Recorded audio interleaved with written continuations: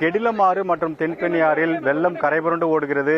இந்த பகுதிக்கு செல்ல வேண்டாம் என அறிவுறுத்திய போதும் தற்போது நீங்கள் பார்க்கும் இந்த காட்சி என்பது ஒரு நபர் வேடிக்கை பார்க்க வந்ததாக சொல்லப்படுகிறார்கள். அவர் தவறி விழுந்ததால் அவரை மீட்க இருவர் இந்த ஆற்றில் குதித்து அவரை மீட்டிருக்கிறார்கள். அருகில் உள்ள பழைய கட்டிடத்தில் தற்போது அவர்கள் சிக்கி தவிக்கும் காட்சியை நம்மளால் பார்க்க முடிகிறது. தொடர்ந்து தற்போது அந்த 3 பேர் அங்கிருந்து வெளியே வர முடியாத காரணத்தால் வெள்ளத்தின் வேகம் அதிகமாக இருக்கும் காரணத்தால் இந்த கெடிலமாற்றின் நடுவில் சிக்கியுள்ளவர்களை மீட்பதற்காக தற்போது தீயணைப்பு மற்றும் மீட்பு குழுவினர் மற்றும் காவல்துறையினர் தற்போது இங்கு முயற்சியில் ஈடுபட்டு வருகிறார்கள். காவல்துறையும் தீயணைப்பு துறையும் கிட்டத்தட்ட 20க்கும் மேற்பட்டோர்கள் இங்கு முகாமிட்டு அவர்களை மீட்பதற்கான நடவடிக்கை மேற்கொண்டு வருகிறார்கள். நீங்கள் பார்க்கலாம், அந்த பகுதியில் மீட்டு வரும் காட்சியில் நம்மளால் பார்க்க முடியுது. தீயணைப்பு மற்றும் மீட்பு வீரர்கள் அவர்களை லைஃப் ஜாக்கெட் மூலமாக மீட்கும் காட்சியை நம்மளால் பார்க்க முடிகிறது. கயிறு கட்டி அவர்கள் வெளியே இழுத்து வரும் காட்சி நம்மளால் பார்க்க முடிகிறது. படகு இங்கே வந்த போதும் அவர்களை மீட்டு தீயணைப்பு துறையினர் வெளியே கொண்டு வருகிறார்கள். அவரை நம் நேரடியாக ஒளிப்பதிவாளர் பாலா காண்பித்துக் கொண்டிருக்கிறார். பொதுமக்கள் இதுபோல் நீர்நிலை பகுதிகளுக்கு வர வேண்டாம் என்று தொடர்ந்து அறிவுறுத்தி வருகிறோம். ஊடகங்கள் தொடர்ந்து சொல்லி வருகிறது. ஆனாலும் அதையெல்லாம் கேட்காமல் இதுபோல் ஏதேனும் ஒரு நபர் செய்யும் தவறுக்கு கிட்டத்தட்ட 50லிருந்து 100 பேர் பணியாற்ற வேண்டிய நிலைக்கு தள்ளப்படுகிறார்கள். இதனால் மற்ற பணிகள் என்பது பாதிக்கப்படுகிறது. பல கிராமங்கள் தற்போது நீர் சூழ்ந்து மிகப்பெரிய பாதிப்பு இருக்கும் சமயத்தில் இதுபோல் மீட்பு குழுவினர் இதுபோல் தவறு செய்பவர்களை பின்னால் செல்லும் நிலைக்கு தள்ளப்படுகிறது. ஏனென்றால் ஒரு உயிர் கூட பாதிக்கப்படக்கூடாது என்பது மாவட்ட நிர்வாகத்தின் அரசின் கவனமாக இருக்கிறது. அதன் காரணமாக யார் எங்கு சிக்கினாலும் அவர்களை மீட்கும் முயற்சியில் ஈடுபடும் இந்த மீட்பு குழுவினருக்கு மிகப்பெரிய ஒரு பாராட்டை கூட நாம் தெரிவிக்கலாம். அந்த அளவுக்கு அவர்கள் உயிரை பணயம் வைத்து இந்த பணிகளை மேற்கொண்டு வருகிறார்கள். அங்கு மீட்பு குழுவினர் இந்த ஆற்றில் தற்போது மீட்கும் காட்சி முதல் காட்சியை நாம் பதிவு செய்து வருகிறோம். அந்த நபர்கள் ஒரு நபர் தான் அங்கே உள்ளே சிக்கிக் கொண்டார். அந்த நபரை காப்பாற்ற 2 நபர் சென்றிருக்கிறார்கள். அவர்களும் அங்கே இருந்து வெளியே வர முடியாத நிலைக்கு இந்த ஆற்றின் வேகம் இருந்த காரணத்தினால் வெள்ளத்தின் வேகம் இருந்த காரணத்தினால் தற்போது மீட்பு குழுவினர் அதிகமாக இங்கு வரவழைக்கப்பட்டு காவல்துறையும் தீயணைப்பு துறையினரும் தற்போது இங்கு முகாமிட்டு அவர்களை காப்பாற்றும் காட்சியை நம்மளால் பார்க்க முடிகிறது. அவரை மீட்டு வரும் காட்சி நம்மளால் பார்க்க முடிகிறது. ஆற்றோட வெள்ளத்தின் வேகம் கடுமையாக இருக்கும். எனவே அந்த பகுதியில் யாரும் வர வேண்டாம் என்ற கூறிய போதும் இதுபோல்தான் பல இடங்களில் நம்மளால் காட்சிகளை பார்க்க முடிகிறது. இது ஒரு வேதனையான விஷயமாகத்தான் நாம் பதிவு செய்கிறோம். தொடர்ந்து பொதுமக்களுக்கு எந்த விதமான விழிப்புணர்வு இல்லை என்பது இது ஒரு சாட்சியாக இருக்கிறது. செல்ஃபி மோகம், ஆற்றை வேடிக்கை பார்க்க வருவது, இப்படி பலர் இதுபோல் சிக்கிக் கொள்ளும் போது அவர்களை மீட்கும் முயற்சியில் தீயணைப்புத்துறை மற்றும் மீட்பு குழு, காவல்துறை, பேரிடர் மீட்பு குழு என அனைவரும் அதற்காக பணியாற்றும் நிலைக்கு தள்ளப்படுகிறார்கள். எனவே இனிவரும் காலங்களால் இதுபோல் காட்சிகளை பார்த்துவிட்டு ஆற்றின் பக்கம் யாரும் வரக்கூடாது என்பதுதான் இதன் மூலம் நாம் சொல்ல வேண்டியதாக காட்சியாக இருக்கிறது. மீட்கப்பட்ட நபரை தற்போது எத்தனை நபர்கள் இங்கே அவரை தூக்கி வரும் காட்சி நம்ம பார்க்கிறது. அவர்களுக்கும் தடுமாறிதான் இங்கே வெளியே வந்து கொண்டிருக்கிறார்கள். இப்படிதான் பொதுமக்கள் ஒரு சில இடங்களில் விழிப்புணர்வு இல்லாத காரணத்தினால் அவர்களை தீயணைப்புத்துறையினரை பாதுகாப்புடன் மீட்கும் காட்சி தற்போது மருத்துவமனைக்கு கொண்டு செல்லும் ஆம்புலன்ஸும் தயாராக வந்திருக்கிறது.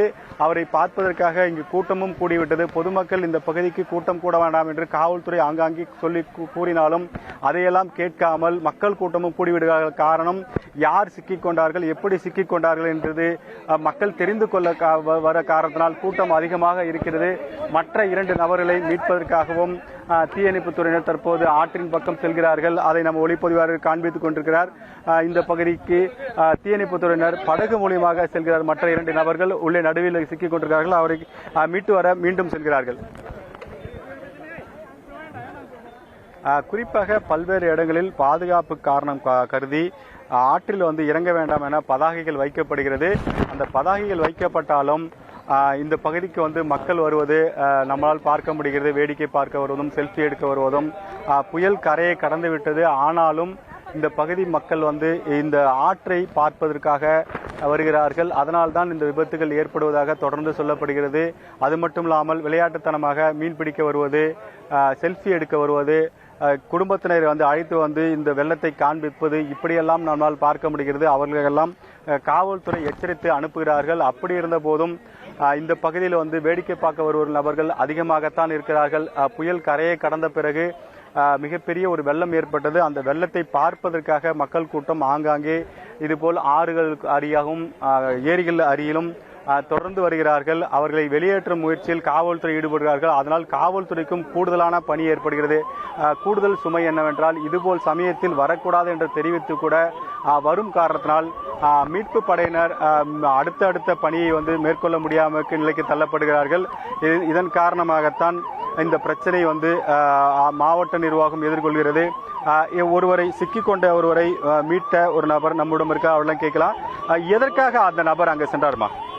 சரிங்க, நான் வந்தேன். திடீர்னு ஆற்றுல ஒரு பையன் வச்சுட்டு போனது. நான் எகிரிச்சு இருக்கிற இடத்துல நான் போய் மீட்டு எட்டுக்கான இடத்துல நான் தூக்கி வச்சிருந்தோம்.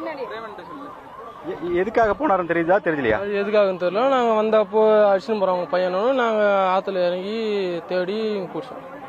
உங்க பேருமா? முத்து, கடலூர் கம்மியோட முத்து என்பவர் தான் முதலில் அவரை பார்த்திருக்கிறார். மற்றவரையும் அழைத்து வரும் காட்சி நம்மளால் பார்க்க முடிகிறது. ஒரு நபர் ஆற்றில் விழுந்ததும் அவரை உயிரை பணயம் வைத்து முத்து என்பவர் தான் அங்கே சென்று அவரை பாதுகாப்பான ஒரு இடத்திற்கு தஞ்சமடைய செய்திருக்கிறார்கள். அங்கு இந்த 2 பேர் அங்கு சென்றிருக்கிறார்கள். அவருக்கு அந்த 2 பேரை மீட்பதற்காகவும் தற்போது தீயணைப்பு துறையினர் முயற்சி ஈடுபட்டு வருகிறார்கள். இருவரை ஏற்கனவே மீட்ட நிலையில் தற்போது மேலும் ஒருவரை மீட்டு வரும் காட்சி நம்மளால் பார்க்க முடியுது. காவல்துறை பணியும் தீயணைப்பு துறை பணியும் மிக சிறப்பானது என்று சொல்லலாம்.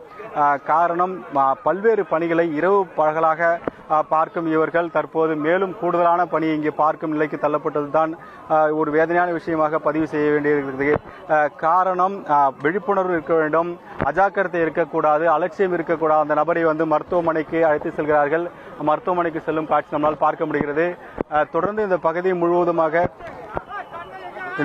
முழுவதுமாக ஒரு பரபரப்பான சூழல். அது எப்படி நடக்கும், எப்படி நடந்தது என்று தெரிவிக்கிறார்கள். தம்பி இங்க வாங்க. என்ன எப்படி நீங்க போய் அங்க தம்பி எப்படி போய் நீங்க அங்க சிக்கினீங்க? சிக்கலான பையன் ஊண்டான். அதை காப்பாத்த அவர் கல்ல மாட்டினாரு. கரெக்டா நியூஸ் ஸ்டேஷன் போயிட்டு அவர் பிடிச்சி மேல உட்கார வச்சிட்டேன். அப்புறம் பையன் சரி போன் பண்ணி காமத்து எல்லாரையும் காப்பாத்துறாங்க. எவ்வளவு நேரம் அங்க சிக்கிட்டீங்க? அங்க இருந்தீங்க அந்த இடத்துல? ஒரு அரை மணி நேரம் இருக்கணும், 1/2 hour இருக்கும். அவர் மாட்டிக்கொண்ட ஒரு பேர் என்ன தெரியுமா? எங்க இருந்து வந்தாரு அவரு? உங்களுக்கு எப்படி தெரியும்? அவர் தெரிஞ்சவர்? அவர் பேர் ராஜகுமார். குழந்தை ஒண்ணு இறந்துருச்சு. அந்த துக்கத்துல ஒரு நேற்று இறந்துச்சு கொண்ட அக்கா குழந்தை.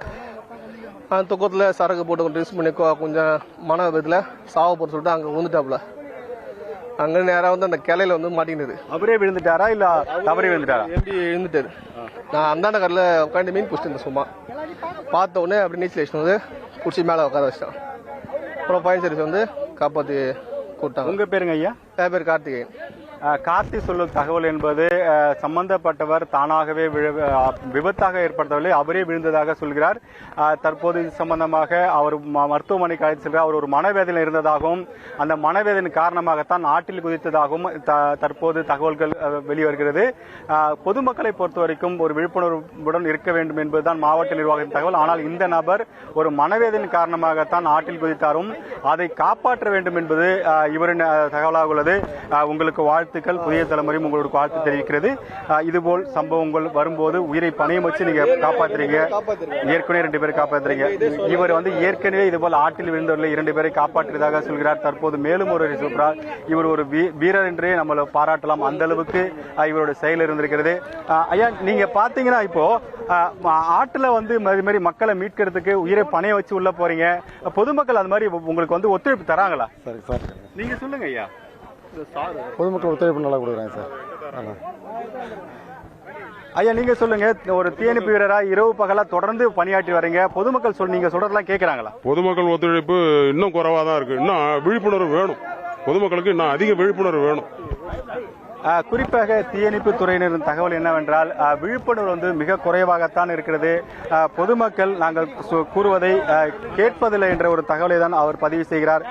இப்படிதான் இதுபோல் பணியாற்றுபவர்களின் எண்ணமாக இருக்கிறது. அவர்கள் சொல்லும் தகவல் பொதுமக்களிடம் போதிய அளவு விழிப்புணர்வு இல்லை. வேடிக்கை பார்க்க குவிக்கிறார்கள். ஆனால் உதவுவது குறைவாகத்தான் இருக்கிறது.